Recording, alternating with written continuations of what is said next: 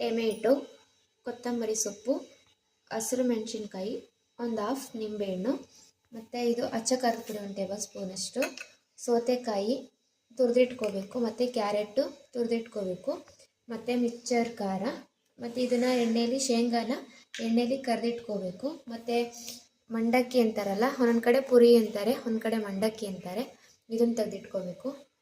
ಇವಾಗ ಮಾಡುವ ವಿಧಾನ ನೋಡೋಣ ಬನ್ನಿ. ಅಷ್ಟು ಅಚ್ಚ ಖಾರದ ಪುಡಿ ಮತ್ತು ಈರುಳ್ಳಿ ಕಟ್ ಮಾಡಿ ಇಟ್ಕೊಂಡಿದ್ವಲ್ಲ ಅದು, ಈ ಕಡೆ ಗಿಡ ಮಧ್ಯ ಈ ಟೇಬಲ್ ಈ ಕಡೆ, ಮತ್ತು ಮೆಣಸಿನ್ಕಾಯಿ ಏನೇನು ಕಟ್ ಮಾಡ್ಕೊಂಡಿದೆ ಎಲ್ಲನೂ ಒಂದೇ ಸಲ ಹಾಕೋಬೇಕು. ಮತ್ತು ಟೊಮೆಟೊ,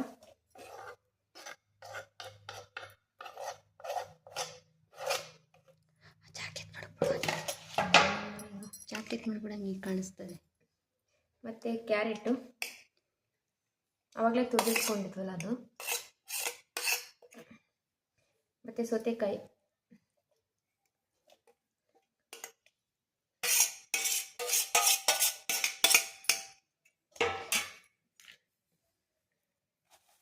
ಮಿಕ್ಚರು, ಅದ್ರ ಜೊತೆಗೆ ಶೇಂಗಾ ಎಣ್ಣೆಲಿ ಕರೆದಿಟ್ಕೊಂಡಿದ್ವಲ್ಲ ಅದು. ಇವಾಗ ಎಲ್ಲ ಮಿಕ್ಸ್ ಮಾಡಬೇಕು.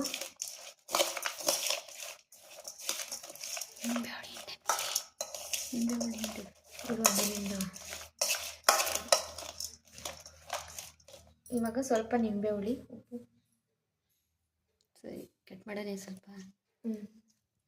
ನಿಂಬೆ ಹುಳಿ ಹಿಂಡಬೇಕು, ಸ್ವಲ್ಪ ಹಿಂಡ್ಬಿಡೋದಷ್ಟು. ಉಪ್ಪು ಎಲ್ಲ ಹಾಕಿ ನೀಟಾಗಿ ಮಿಕ್ಸ್ ಮಾಡಬೇಕು.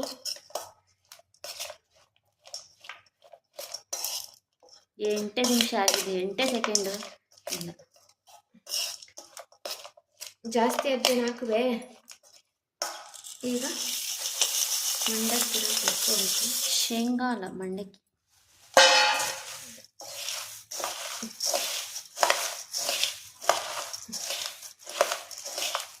ಕಟ್ ಮಾಡಲಿ, ಯಾಕಮ್ಮಿ ಕಟ್ ಮಾಡಿ. ಈ ಥರ ನೀಟಾಗಿ ಎಲ್ಲ ಕಲಿಸ್ಕೋಬೇಕು, ಎಲ್ಲ ಮಿಕ್ಸ್ ಆಗಬೇಕು ನೀಟಾಗಿ. ಈಗ ತಗೊಬನ್ನಿ.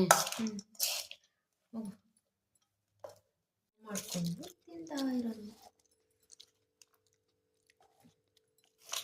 ಆಯ್ತು ಗೈಸ್, ತಿಂದ್ಬಿಟ್ಟು ಟೇಸ್ಟ್ ಹೇಗಿದೆ ಅಂತ ಮಾಡಿಬಿಟ್ಟು ಹೇಳಿ. ತುಂಬ ಸಖತ್ತಾಗಂತೂ ಬಂದಿದೆ. ಮಾಡಿ ಪೋಸ್ಟಲ್ಲಿ ಕಳಿಸ್ತಾಳೆ ನೋಡಿ. ನೋಡಿ ಸಾಕೆ.